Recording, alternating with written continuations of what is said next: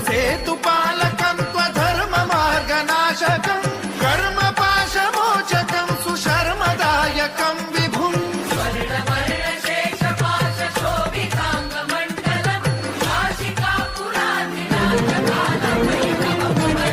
कालभैरवं भजे रत्नपादुका प्रभाभिरामपादयुग्मकं नित्यमिद्वितीयमिष्टदैवतं निरञ्जनं मृत्युदर्पनाशनं